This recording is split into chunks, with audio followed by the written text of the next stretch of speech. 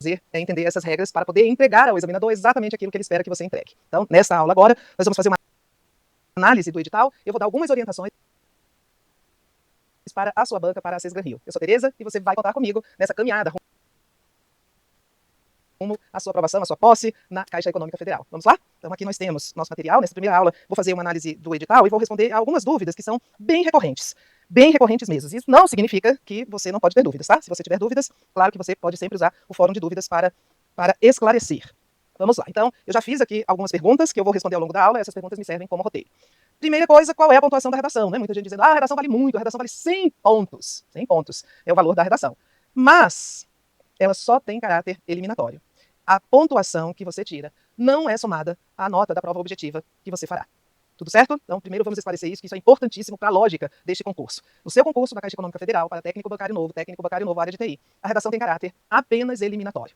E a banca vai exigir de você o mínimo de 70 pontos. Então, a redação vale 100 pontos. Você precisa tirar, no mínimo, 70 pontos. 70 pontos. Se você tirar 70, se você tirar 80, se você tirar 95, se você tirar 100, para a banca dá no mesmo. Significa apenas que você não caiu na zona de rebaixamento. Você não caiu na área de eliminação. Você continua concorrendo às vagas. Você precisa tirar no mínimo 70. Quando a redação tem caráter eliminatório e classificatório, existe um mínimo que precisa ser tirado para o candidato se manter em competitividade, mas a nota que ele tira é somada à nota da prova objetiva e termina fazendo uma diferença enorme na pontuação final. Muito grande mesmo. Gente que está lá no 100º lugar, só na prova objetiva, tem a redação corrigida, faz uma redação maravilhosa, tira a nota máxima e aí vai para as primeiras posições. Isso é comum de acontecer. Não é o caso do concurso da Caixa Econômica. No concurso da Caixa Econômica, o examinador vai ler a redação com um objetivo em mente. Ele vai ler a redação e ele vai colocar essa redação neste grupo, continua, ou neste outro grupo, não continua. Esse candidato não tem a menor condição de seguir. E é isso. Se você tirar 70 ou se você tirar 100, para o examinador é indiferente, para você é indiferente também. Tá? Então é claro que nós queremos tirar uma nota que nos mantenha na concorrência, que não caia aqui, que não nos elimine. Mas também nós temos de medir os nossos esforços. Né? Se eu tenho uma prova muito complexa, por exemplo, na área de informática, e essa prova, essas questões vão me demandar muito tempo, é claro que eu não vou investir um tempo extraordinário na redação para tirar 100. É claro que eu vou fazer uma redação com correção, com uma estrutura perfeita, nós vamos falar de vários modelos estruturais aqui, e vou garantir que eu continue na jogada. Eu não vou cair nessa zona de eliminação. Mas eu preciso entender exatamente o que ela vale. 70 pontos é o mínimo, e o examinador olha para a redação, considera o todo e diz assim, olha, no todo, essa redação tem condição, este candidato que escreveu essa redação, ele tem domínio de linguagem, ele demonstra conhecimento gramatical, ele demonstra capacidade crítica para analisar esse tema, então, continua. Leu a redação, nossa senhora, o texto está confuso, não tem nem paragrafação, a pessoa se perdeu aqui em regras gramaticais, o conteúdo é muito superficial, erros primários, inadmissíveis. Não dá. Foi para cá. Tá? Então, primeira coisa é isso. Você quer este movimento do examinador. Que você continue. Se você vai ganhar 70, se você vai ganhar 80, 90 ou 100, é indiferente, tanto para o examinador quanto para você, no final das contas. Então, Tereza, então a gente vai fazer o mínimo? Não, a gente não vai fazer o mínimo, claro. Né? Meu objetivo é tirar 100. Mas, eu repito, se eu tiver de fazer uma escolha, de investir meu tempo de prova caprichadamente na redação para tirar nota máxima e servir de referência e abandonar algumas questões da prova, eu não vou fazer isso. Meu foco são as questões da prova e uma garantia de uma redação que me mantenha em competitividade. É uma questão prática, um olhar bem pragmático dessa realidade. Segunda pergunta, que é meu guia aqui, é: todas as redações serão corrigidas, Tereza? Não. Eles vão corrigir 3 vezes o número de vagas disponibilizados para cada região. Tá? Então, 3 vezes o número de vagas. Então, se há 31 vagas para uma determinada região, eles vão multiplicar isso por 3 e vão corrigir 93 redações, as 93 redações dos candidatos que estão nas 93 primeiras posições na prova objetiva. Então, primeiro eles corrigem a prova objetiva e aí há uma lista, né, dos candidatos, uma lista decrescente por nota. E aí eles vão multiplicar o número de vagas por 3 e fazem um corte aqui nessa lista. Todo mundo que está aqui para cima tem a redação corrigida. Todo mundo que está aqui para baixo está automaticamente eliminado, desclassificado do concurso. Então, eles vão fazer este corte e vão corrigir até 3 vezes o número de vagas. A nota que a pessoa tirar não vai alterar a posição dela. Ela não pode tirar menos de 70. Se ela tirar 70 ou mais, né, a nota precisa ser igual ou maior que 70, se você tirar um X que é igual ou maior que 70, ela continua aqui e não vai alterar a classificação, né, o lugar que ela ocupa nesse ranking. Se tirar 69, ou 10, ou 15, ou 0, cai na mesma vala comum. Cai no poço. Tereza, pela sua experiência, muitos candidatos são eliminados na redação? Quase ninguém. Porque entenda que quando o candidato chega a ter a redação corrigida, ele já passou por um filtro, né? Ele já passou por um funil. Sei lá, havia quantos 1000 candidatos concorrendo naquela região. 93 melhores, estou usando esse número, né, hipoteticamente, imaginando 31 vagas, os melhores terão uma redação corrigida. Então, já há um filtro natural, já há um funil natural. Se a banca corrigisse as redações de todos os candidatos, certamente um número grande ia ser eliminado. mas a banca corrige as redações da nata, né, daqueles que estão aqui nas melhores posições. Então, estes candidatos já passaram por provas rigorosas de língua portuguesa, língua inglesa, conhecimentos bancários, informática, e já se revelaram candidatos com conhecimentos robustos.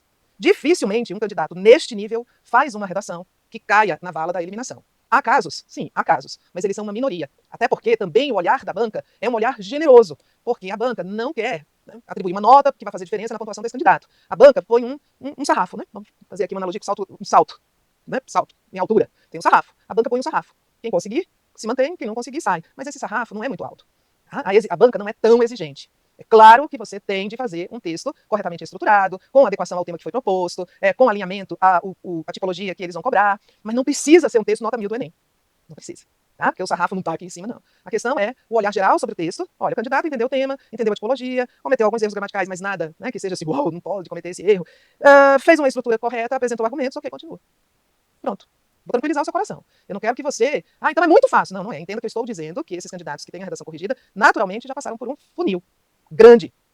Grande. Então são pessoas que têm conhecimento, que têm propriedade, que têm informação, que têm um elemento diferencial. Então, o número de candidatos que são eliminados na redação, ele é muito baixo. Uns 3%, eu diria. Nessas condições. Se todas as redações fossem corrigidas, a gente teria outro cenário estatístico. Mas todo mundo faz a redação direitinho. Ninguém relaxa, tá? Ninguém deixa de assistir a aula, ninguém deixa de aplicar as técnicas de redação.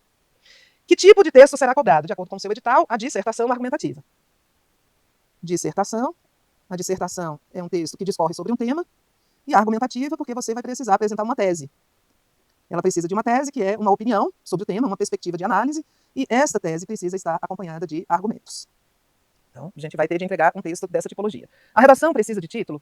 Em geral, a CES Rio não pede título, mas você vai colocar título se, sim, apenas se a banca solicitar na prova, então a banca solicita, dê um título à sua redação, ou houver, pode ser só houver um espaço para o título na folha para passar limpo. Você vai receber uma folha de rascunho e uma folha para o texto definitivo. Então, se houver espaço reservado para o título na folha definitiva, né, para o texto definitivo. Então, a folha vem assim pautada e, às vezes, a banca não pede um título, mas você vê que a primeira linha não começa e termina como as outras. É uma linha centralizada. Ela não começa do início nem vai até o final. E aí, se a banca fizer isso, significa que você aqui coloca o título. O título não é julgado. O título, se a banca quiser, você tem de colocar. Tá? Mas ele não vai ser julgado quanto à criatividade. Então, você pode fazer o seu texto e, no final, você coloca o título. Se a banca solicitar. Em todos os outros casos, não precisa de título. A regra da CES Rio é não pedir título. Nem pedir título, nem deixar esse espaço. Se deixar, você coloca, ou se pedir, você coloca o título e começa o seu texto na linha subsequente. Então, digamos que eles peçam e a linha 1 está assim. Você coloca o título aqui centralizado e começa o seu texto já na linha 2, não pule linhas. Tudo bem? Então, vamos lá. Quantas linhas a redação deve ter? A banca não divulga, porque a CES Rio tem esse capricho de não divulgar o número de linhas da redação. Mas, em regra, eles pedem de 25 a 30 linhas. Então, limite de 30 linhas, porque é o número de linhas que cabe, né, em uma página, e fica mais fácil para a banca fazer a correção, porque a prova é digitalizada, e é mais rápido digitalizar uma página só. Enfim, então o edital não diz, o edital diz que o número de linhas será indicado na prova, então tem que ficar de olho o número de linhas, se eles pedem título ou não, mas a gente vai trabalhar com um mínimo de 25 e o máximo de 30 linhas. Então, fica claro aqui que esses 25 a 30 é em função de provas pregressas da banca. A banca apresenta texto motivador? Sim. Os textos motivadores são aqueles que precedem o tema da redação. Então, você vai ter o tema da redação, mas antes do tema da redação, você vai ter um texto motivador. Eu trouxe aqui para você visualizar como vem a prova. Vem assim, olha. Então, redação. Normalmente, a CES Rio coloca a redação no início do caderno de prova, mas você não deve fazer a redação no início. A redação é a primeira coisa que a gente lê, a última coisa que a gente faz. Tá? Depois eu vou explicar por quê. E aí vem redação, vem algumas instruções, ele dá o tema, aqui era... O tema está aqui no final, perdão. Diferentes interesses de empresas e clientes e os limites da privacidade digital. Esse era o tema. E aqui há os textos motivadores. E depois aqui há o comando, tá vendo? Ele falou 25 a 30 linhas. Esses textos motivadores existem. E depois há o comando do tema. Esses textos motivadores, Tereza, eu posso fazer o que com eles? Você pode usar as ideias que estão no texto, mas você não pode copiar. Copio e colo o texto motivador, não pode. Fazer referência a eles, o texto motivador, o segundo texto, fazer citação de um texto do texto motivador, não pode nada disso. Você pode e deve usar as ideias. E algumas palavras são inevitáveis, né? Porque se a gente for escrever um texto sobre privacidade digital, o texto motivador fala de privacidade digital, e a gente não puder usar a expressão privacidade digital, porque o texto motivador usou, aí vira um inferno a redação. É claro que você pode usar as palavras, você só não pode copiar e colar, tá? Trechos do texto motivador. Então você pode utilize as ideias, você pode transformar alguma ideia em um argumento, parafraseando com suas próprias palavras, pode usar dados estatísticos se o texto motivador apresentar. Mas não se limite aos dados dos textos motivadores. Procure acrescentar dados à sua redação para você provar para o seu examinador que você tem autonomia intelectual, que você não é um copista, né? Vou ficar copiando aqui dados e informações, mesmo que eu use outras palavras. Você pode e deve usar alguma inspiração, alguma ideia, alguma palavra, algum dado do texto motivador, mas você deve também acrescentar ideias novas para mostrar a sua independência intelectual. Pergunta que eu recebo sempre, professora, posso usar o modelo do Enem? Pode, mas não precisa. Tá? O modelo do Enem é um modelo eficiente, muito eficiente de redação, principalmente para essa tipologia, que é a dissertação argumentativa, mas ele é um modelo muito exigente. Ele é um modelo, né, para quem tira nota alta no Enem, o modelo é bem exigente, porque há um número fixo de períodos, de frases que a introdução deve ter, há um número de frases que o desenvolvimento deve ter. O Enem trabalha com o que eles chamam de repertório sociocultural, né, em que a pessoa tem de fazer referência a alguma obra de arte, algum filme, algum livro, alguma música, estabelecer um diálogo entre essa obra de arte citada e a atualidade, repertório sociocultural de citar filósofo. Então, nada disso a banca vai exigir. É claro que se você fizer uma redação no modelo do Enem, com nota no Enem acima de 900, você vai fazer uma redação nota 100 aqui. Tereza, eu fiz Enem e eu tirei 960 na redação. Eu tirei 920 da redação, eu sempre tirava isso, então tchau, pode ir embora.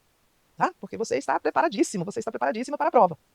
Mas, se não, eu fiz Enem, Tereza, mas minhas notas não foram assim muito boas, ou eu fiz mais há muito tempo, ou eu nunca fiz, então vem aqui comigo, porque a gente vai trabalhar estruturas muito mais simples, sem as exigências do Enem, e que são tão eficientes para essa banca, né, que cobra aquele 70%, do que uma redação nota 1000 no Enem. Então, posso usar o modelo do Enem? Pode, mas não precisa. Então, se ele for trabalhoso demais, se você não conhece esse modelo, se você se desgastou com ele, porque você tinha que ter repertório, simplifique sua vida e vamos adotar outros parâmetros. Posso usar a primeira pessoa? Não, não é porque é um texto de natureza argumentativa que você vai usar a primeira pessoa. Então, você não vai dizer observo na realidade, nunca.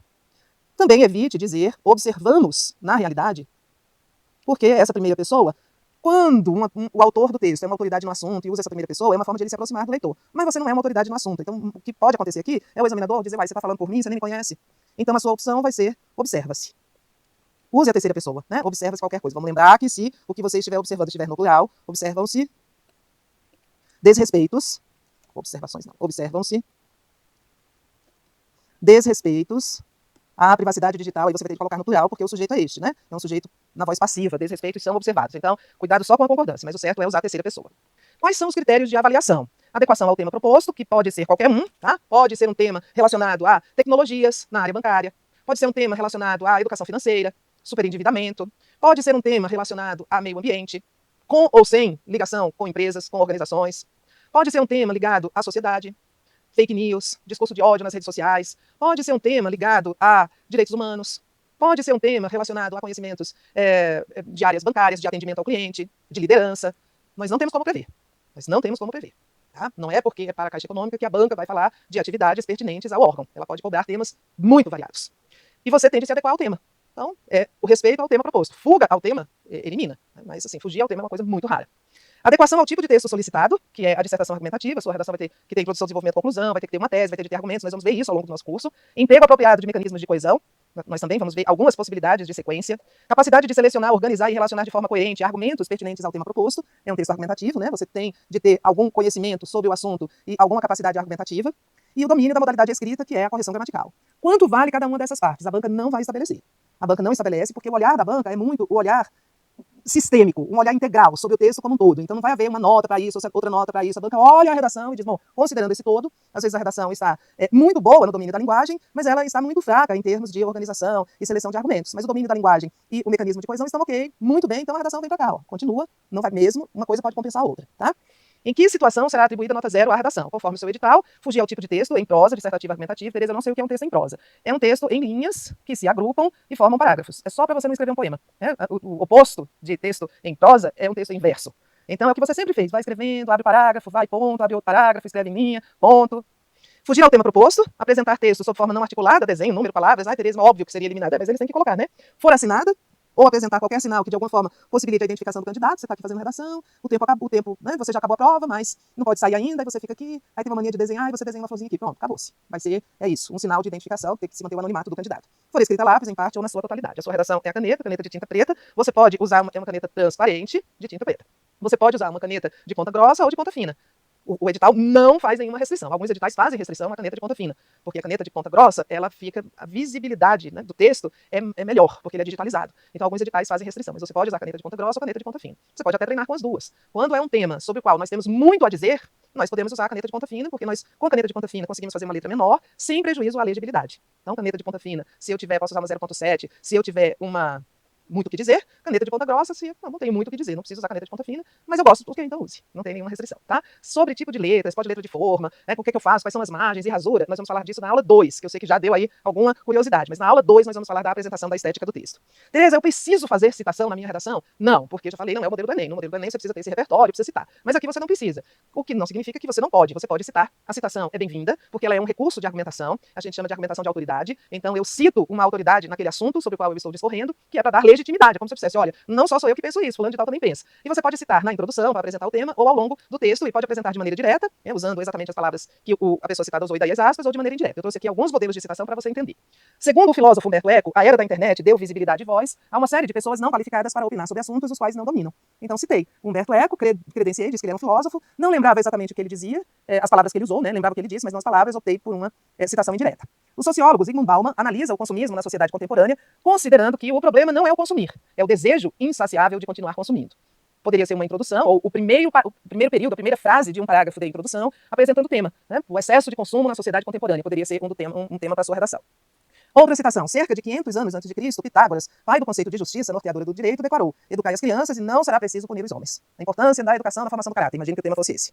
Poderia também ser o início de um parágrafo de introdução, ou mesmo de desenvolvimento.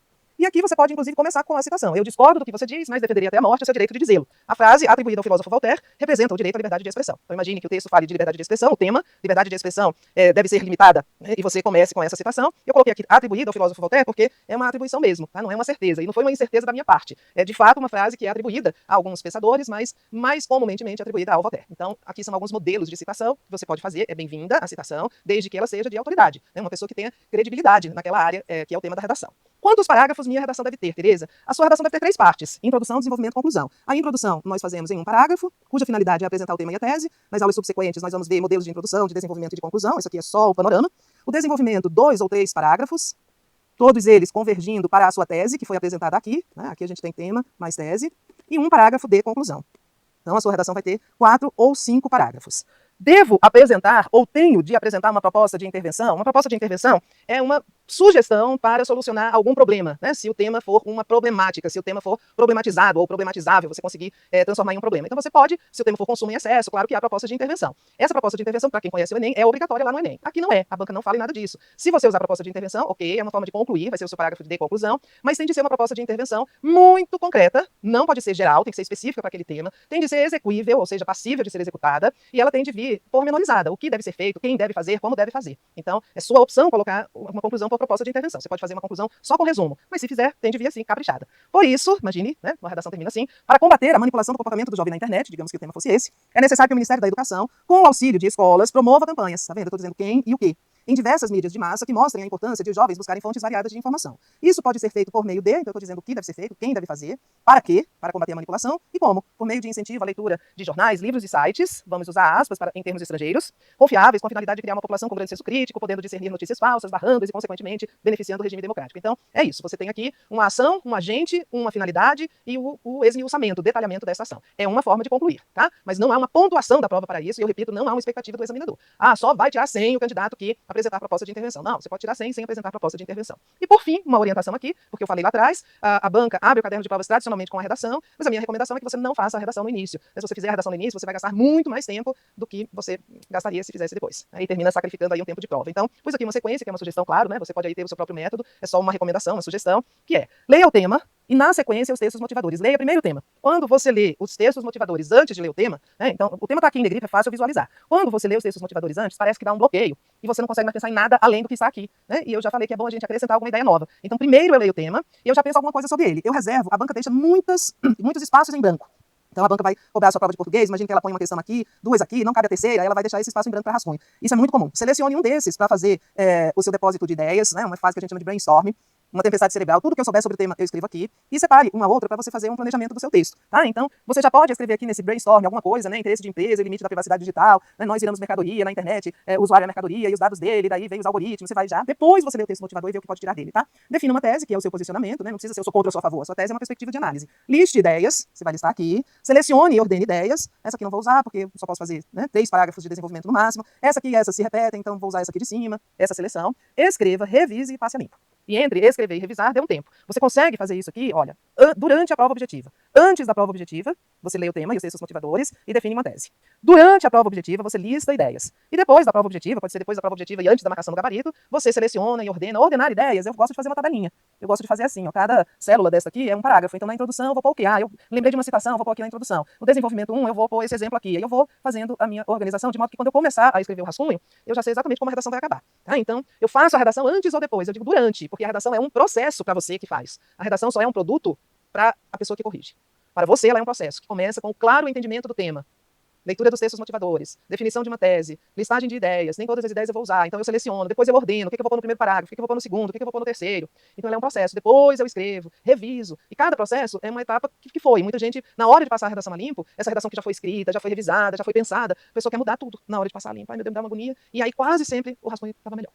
Tá? Então, é um processo, cada etapa tem o seu objeto, nós vamos trabalhar todas essas etapas aqui no curso e a gente precisa treinar. Este curso não tem correção de redação, tá? Mas eu sou assinante limitado do GRAM, também não tem correção de redação. Então, mas você precisa fazer redação, precisa submeter as redações a um olhar de fora. Então, pode ser alguém da sua família, pode ser um amigo, pode ser um colega, pode ser... Mas escreva e peça para alguém avaliar a sua redação. Um primo que já passou no concurso, uma tia, um tio, professor, mas precisa treinar. Não deixe para fazer a primeira redação dos últimos 3 anos no dia da prova, porque tem uma chance grande de você vir para o lado de cá, tá?